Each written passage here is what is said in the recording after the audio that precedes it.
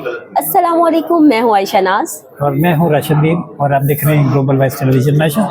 हमने पिछली दफ़ा बात की थी इमरान खान साहब के साथ कोई मामला चल रहे हैं, बिल्कुल उसमें एक डेवलपमेंट हुई है बड़ी ज़बरदस्त, बताएं ज़रा क्या है। सर, डेवलपमेंट तो यही हुई, हमने देखा कि सुप्रीम कोर्ट के अहकामात पर सलमान सफदर ने मुलाकात की, 3 घंटे मुलाकात जारी रही और ये मुलाकात हुई, मतलब पहले अदालतें मुलाकात का ऑर्डर कर रही थी जो, लेकिन नहीं हो रही थी। जी, डेवलपमेंट ये है कि ये मुलाकात हुई, हो गई है। और मज़े की बात यह है कि बड़ी तफसीली मुलाकात हुई है, 3 घंटे मुलाकात जारी रही है। और जैसे ही सलमान सफदर साहब बाहर आए तो वहाँ पे जो मौजूद मीडिया था उन्होंने सवाल किया कि बताएं खान साहब की तबीयत कैसी है, तो उन्होंने बताया कि ठीक है। और बाकी रिपोर्ट जो है, जिस तरह कमिटमेंट की गई थी सुप्रीम कोर्ट के साथ कि उन्हीं को रिपोर्ट देंगे, तो आज उन्होंने अपनी रिपोर्ट भी जमा करवा दी है। तो अभी जो हमें ये सारा सिनेरियो नज़र आ रहा है, जिस तरह हम देख रहे हैं कि सुहेल आफरीदी जो है पहले वज़ीर आज़म से मुलाकात की, फिर हमने देखा कोर कमांडर के साथ भी बैठे हुए थे, पैक्स कमेटी में भी थे, और फिर खान साहब से मुलाकात और बुशा बीबी से उनकी फैमिली की मुलाकात करवाई गई।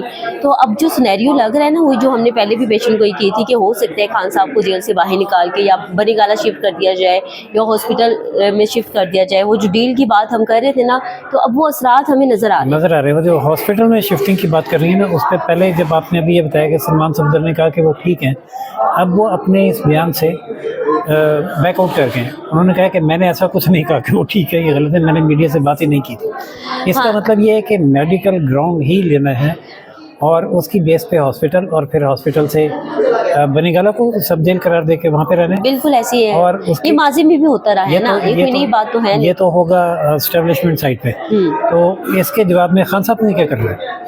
खान साहब को देखिए, पहले जो शुरू से थ्रू आउट एक बात की जा रही थी कि खान साहब जो है वो सिस्टम को चलने दें। आए दिन जो वो धरनों की और प्रोटेस्ट की कॉल देते रहते हैं, मीडिया पे बात करते रहते हैं या अपने ट्विटर के ज़रिए एग्रेसिव अपनी सियासत यानी निज़ाम की सियासत वो करते रहते हैं। तो उस चीज़ से थोड़ा सा बैकफुट पे रहने के लिए कहा गया है कि आप सिस्टम को चलने दें, खामोशी इख्तियार करें। और खान साहब मान गए। तो अभी देखें ना, आपको पता है कि दिसंबर से ही पाबंदियां लगाई हुई थी मुलाकातों में। एक इंसान कैद तन्हाई में कब तक रह सकता है?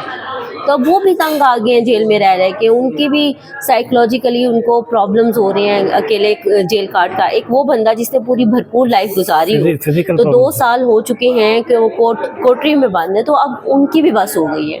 तो हमारे जो सोर्स हैं वो बता रहे हैं कि नीम आमादगी का इजहार किया है। हो सकता है इसमें ना, आपको एक और बात बताऊं, जो महमूद अचकज़ई साहब हैं उनका बड़ा किरदार है, ठीक है। और अभी हालिया मुलाकात हुई थी वज़ीर आज़म से। जी, मुलाकात अभी नहीं हुई, आई थी नहीं, अभी कोशिशें जारी थी। कहती मिलना था, जी मिलना था, उसके लिए राहें हमवार कर रहे थे। और यहाँ पे जो राना सनाउल्लाह साहब थे वो ये कह रहे थे कि आप अपना 8 फरवरी का प्रोटेस्ट होने दें, क्योंकि अगर आप 8 फरवरी के प्रोटेस्ट से पहले वज़ीर आज़म से मुलाकात करेंगे तो उसका इम्पैक्ट आपके एहतजाज पे ना। हम नहीं चाहते कि कोई ये कहे कि जी गवर्नमेंट ने ये एहतजाज रुकवाया है। तो राना सनाउल्लाह ने स्टेटमेंट दी थी। तो उसके बाद जब एहतजाज ख़त्म हुआ, कोशिशें की जा रही हैं। कल भी जब इजलास था तो कोशिशें की गई कि किसी तरह वज़ीर आज़म से मुलाकात हो जाए, लेकिन अभी तक हुई नहीं है। लेकिन मुलाकात हो ना हो, बैकफुट पे जो राब्ते होते हैं उसके लिए तो राहें हमवार की जा रही है। इसका एक मतलब यह है कि इस सारी डील में जो खान साहब के साथ हो रही है जी, गवर्नमेंट अभी तक इस पे एग्री नहीं है, वो रेजिस्ट करेगी। गवर्नमेंट एग्री हो ना हो, क्या फ़र्क पड़ता है? ये तो वो ये बात ठीक है, आपकी फ़र्क पड़ता है या नहीं पड़ता, लेकिन जो सीन सामने नजर रहा है, एक तो होता है ना कि सारे एक पेज पे आ गए और अब एक म्यूचुअल अंडरस्टैंडिंग हो रहा है। उससे फ़र्क ये पड़ता है कि अगर इस्टेब्लिशमेंट खान साहब को रिलीफ फराहम कर रही है तो इस्टेब्लिशमेंट का गवर्नमेंट पे से एतमाद जो है थोड़ा सा मुतशक्किक हुआ है। और अच्छा, जो मेरा अपना तर्ज है ना, जो मैं पार्लियामेंट में कवर करती हूँ, गवर्नमेंट की एक्टिविटीज़ भी कवर करती हूँ, तो ये अब से नहीं है, ये चंद महीनों से अकॉर्डिंग टू माय सोर्स ये सुनने में आ रहा था कि हुकूमत जो है ना वो डिलीवर नहीं कर पा रही, और जो मुक़्तदिर हल्के हैं वो इस बात से नाखुश हैं कि जिस मकसद के लिए गवर्नमेंट को लाया गया है, या जो आप माशी तरक्की कह लें, आप जो था मामला वो काफ़ी हद तक उसमें नाकामी हुई है और कोई मतलब MOUs तो साइन हुए जी। लेकिन मैं आपको ये बता रही थी कि लेकिन इन्वेस्टमेंट आई नहीं, इन्वेस्टमेंट नहीं आई जिस तरह गवर्नमेंट क्लेम करी है तरक्की। अब आवाम देख ले कितना ज़्यादा प्रेशराइज्ड है। अब ये सोलर पॉलिसी लेके आ रही है, ये आवाम की चीखें निकाल रही है। अच्छा, सोलर पॉलिसी तो ले बैठेगी गवर्नमेंट को, क्योंकि सोलर पॉलिसी में पहले ये हुआ कि इन्होंने एनकरेज किया और लोग सोलर पे शिफ्ट हो गए। جو افورڈ کر سکتے تھے انہوں نے آسانی سے, جو نہیں کر سکتے تھے انہوں نے جیسے تیسے کر کے لوگوں نے قرضے لے کے لگوائے ہیں. پلیٹس لگوا لیں کہ ایک دفعہ خرچہ کرتے ہیں جن دل سے جان چھوٹے گی. اور جب یہ سولر لوگوں نے لگوا لی ہے 60% تقریباً اس وقت سولر پہ بالکل وہ ایک دم آپ گورنمنٹ بیک ٹریک پہ چلے گی. ہاں, وہ جو ایگریمنٹ تھا 7 سال کا وہ 5 سال پہ لے کے چلے گئے. تو یہاں پہ میں بات کر رہی تھی کہ جو کہتے ہیں نا فارم 47 کی گورنمنٹ ہے, اس سے تو جو لے کے آئے تھے وہ بھی نہ خوش ہے. ٹھیک ہے, اب باتیں یہی ہو رہی ہیں کہ جی اگر گورنمنٹ اپنی کارکردگی بہتر نہیں کرتی یا وہ نتائج سامنے نہیں آتے جس کی توقع کی گئی تھی, تو ہو سکتا ہے جیسے آپ کہہ رہے ہیں کہ بیک فٹ پہ جا رہے ہیں ووٹرس, تو ہو سکتا ہے ایسا کچھ ہو جائے. نہیں, لیکن اگر وہ بیک فٹ پہ جا بھی رہے ہیں اور خان صاحب کو ریلیف فراہم کر رہے ہیں تو اس کا کیا مطلب ہو سکتا ہے کہ دوبارہ خان صاحب کو گورنمنٹ دینے لگی یا کوئی اور نیا سیٹ اپ سوچا جا رہا ہے؟ نہیں, خان صاحب تو ابھی نہیں آ رہے گورنمنٹ میں, اور ابھی ان کو لایا بھی نہیں جائے گا. ایکچولی یہ جو ڈیل چل رہی ہے یہ بہت پہلے سے بیک فٹ پہ رابطے تھے, جس میں پی ٹی آئی کی اپنی قیادت بھی شامل تھی. اگر وہ ڈینائی کرتے ہیں تو یہ تو غلط ہے, آپ کو پتہ ہے. لیکن پرابلم یہ تھی کہ خان صاحب جو تھے وہ اس چیز پہ ایگری نہیں تھے کہ میں باہر نکل کے خاموش رہوں گا. اچھا, وہ خاموش رہنے پہ ایگری ہوئے. بالکل, اگر وہ خاموش رہنے پر ایگری ہوئے ہیں تو پھر تو یہ گورنمنٹ اسٹیبلشمنٹ چاہتی ہے کہ گورنمنٹ سکون سے کام کرتی رہے. اچھا سر, آپ نے ایک چیز نوٹ کی ہے کہ کس طرح سپریم کورٹ کے کردار کو اجاگر کیا گیا ہے. وفاقی آئینی عدالتیں بن گئی تھیں اور یہ بھی آئینی کیس تھا ایک قسم کا, دیکھا جائے ان کو سزائیں جو ہیں وہ ہوئی ہوئی تھیں. تو کس طرح سپریم کورٹ ایکٹیو ہوئی, کس طرح انہوں نے وہ کیس جو پرانی پٹیشنز دائر کی تھی اس کے اوپر فیصلہ دیا, اور کس طرح کہا کہ آج ہی ملاقاتیں کروائی جائے اور کل ہمیں رپورٹ دی جائے. تو مجھے لگتا ہے کہ سپریم کورٹ کے تھرو ریلیف دیا جائے گا, خان صاحب کو کہا جائے گا, اور پھر آپ مانیں یا نہ مانیں, جو مجھے نظر آ رہا ہے نا, مجھے نظر آ رہا ہے کہ ہو سکتا ہے ان ہاؤس تبدیلی ہو. اچھا, اور ہو سکتا ہے کہ پرائم منسٹر جو ہیں, ابھی تو خیر سب یہی کہتے ہیں کہ پرائم منسٹر جو ہیں وہ اس سے خوش ہیں, ان کی کارکردگی سے خوش ہیں, لیکن جو معاشی اشارے بتا رہے کی ہیں صورت میں تو پیپلز پارٹی اور پی ٹی آئی بن سکتی ہے پھر. ہاں بالکل بن سکتا ہے, کیونکہ ہر ایک کی کوشش ہوتی ہے, رہتی ہے کہ وہ اقتدار میں آئے, اور اقتدار اگر پاس سے یوں کر کے گزر گیا تو دوبارہ اس کو کم کیا جائے. بہرحال اندر خانے ڈیولپمنٹس ہو رہی ہیں, کچھ باتیں جو سامنے آ رہی ہیں ہم اس کو ڈسکس کرتے رہیں گے, اور نئی ڈیولپمنٹ جو بھی ہوگی اگلے ویلاگ میں ہم اس سے عوام کو آگاہ کریں گے.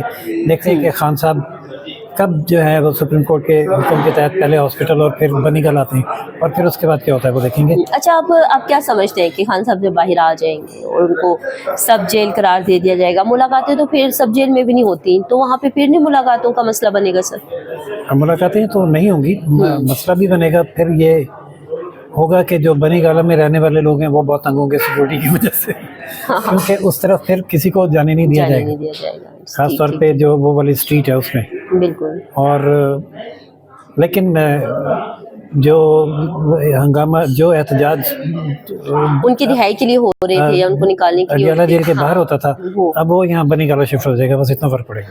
اور کیا حالات حاضرہ میں آج سب سے بڑی جو خبر ہے ہاں وہ یہی ہے کہ T20 میں پاکستان نے بھارت کے ساتھ کھیلنے سے رضامندی کا اظہار کر دیا ہے.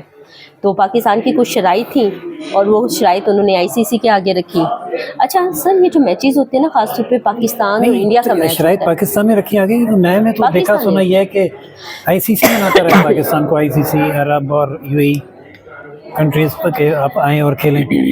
نہیں, شرائط جو تھی پاکستان نے منع کیا تھا نا, جیسے پاکستان نے T20 میں بھارت کے ساتھ میچ کھیلنے سے بائیکاٹ کا اعلان کیا, ویسے ہی خلچل سی مچ گئی. اور بھارت میں تو ہم ان کی چیخیں سن رہے تھے, کس طرح وہ چیخیں مارے تھے, کیونکہ اس میں بہت زیادہ کاروبار ہوتا ہے. یہ صرف پاکستان اور انڈیا کا میچ نہیں ہوتا, یہ اربوں روپے کا منافع کماتے ہیں اس میچ کے تھرو نا. اور بالکل, اور نہ صرف یہ بھارت کو پیسہ ملتا ہے بلکہ ICC کو بھی بہت زیادہ اس کا پیسہ ملتا ہے, کیونکہ پوری دنیا میں پتہ ہے یہ بہت درینہ آپس میں دشمنی ہے ان کی. اور پھر ایک آپ کو پتہ ہے جب پاکستان کا اور بھارت کا میچ ہوتا ہے تو دونوں ملکوں میں ایسا لگتا ہے کہ جنگی صورتحال ہے.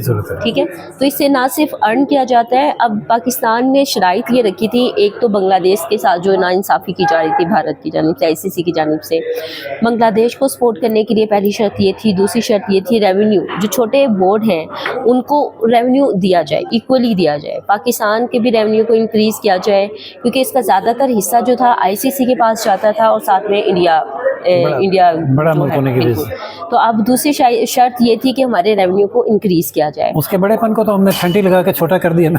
जी, और तीसरी जो शर्त थी पाकिस्तान ने रखी थी कि एक SOPs होती हैं, प्रोटोकॉल्स होते हैं खेलने के, तो हमारे प्रोटोकॉल्स जो हैं उसको बहाल किया जाए। जिस तरह आपको मैं एग्जांपल देती हूँ कि जिस तरह इंडियन टीम ने पाकिस्तानी टीम के साथ हाथ मिलाने से मना कर दिया था, अच्छा, ट्रॉफी लेने से मना कर दिया था, हाँ। तो वहाँ पे ये भी शर्त रखी गई कि खेलों से सियासत को दूर रखा जाए। जो इंडिया हर टाइम खेलों में भी सियासत ले आता है और इंडियन खिलाड़ी जो है वो आके एटीट्यूड दिखाते हैं मैदानों में, इस चीज़ को ख़त्म किया जाए, इसको यकीनी बनाया जाए। तो ICC ने ये तीनों शराइत जो है ये मान ली है। पाकिस्तान के मुतालबात उन्होंने माने हैं, पाकिस्तान का एक एज पड़ा है, ठीक है ना। वो जो एक खलबली मच गई थी इंडिया में भी, ICC में भी, उनको झुकना पड़ा है। और पाकिस्तान को गुस्सा इस चीज़ का भी था कि जिस तरह उन्होंने मोहसिन नकवी से ट्रॉफी लेने से मना कर दिया था, पाकिस्तानी खिलाड़ियों से हाथ मिलाने के लिए उन्होंने जो एटीट्यूड दिखाया था, तो उस सब का बदला पाकिस्तान ने ले लिया। आयशा, हमने अपने नाजरीन से ये भी प्रॉमिस किया था कि हम बसंत के बाद उसको दोबारा उसका जायज़ा लेंगे कि कैसी रहे। तो एक तो अफसोसनाक सानिया हो गया था इस्लामाबाद में, लेकिन उससे पहले बसंत का एक रात पहले इफ्तिताह हो चुका था जी, वो रात बहुत भरपूर रात थी, बिल्कुल। आसमान पतंगों से रंगीन था। अच्छा, जब ये वाक़या हुआ ना सर, तो बड़ी कंट्रोवर्सी आ गई थी। तो मरीम नवाज़ ने तो सरकारी सतह पर जितने भी बसंत के प्रोग्राम थे वो कैंसिल कर दिए थे, लेकिन आवाम के लिए जो एक इंटरटेनमेंट थी उसको कहा था आवाम अपने भरपूर अंदाज में मना सकती है। लेकिन कुछ जो नाकदीन थे उन्होंने इसको बहुत ज़्यादा मायूब समझा और बहुत ज़्यादा तनकीद का निशाना भी बनाया। बल्कि खुद PTI के, इवन कि आपने देखा होगा अलीमा खान साहिबा का एक बयान आया है, उन्होंने कहा कि दहशतगर्द तो चाहते ही यही हैं कि यहाँ की एक्टिविटीज़ को रोका जाए। बसंत को सपोर्ट किया। बिल्कुल, उनकी अपनी फैमिली, उनके अपने बेटे जो है वो बसंत मना रहे थे। फवाद चौधरी की फैमिली बसंत मना रही थी। और वो जो PTI के वकील हैं, जो पटिशन जो उन्होंने फाइल की थी रुकवाने के लिए, जी, अफजल सदीक, उन्होंने भी मनाई। सबने मनाई है। ये तो वो फीसद हैं जो नोन है।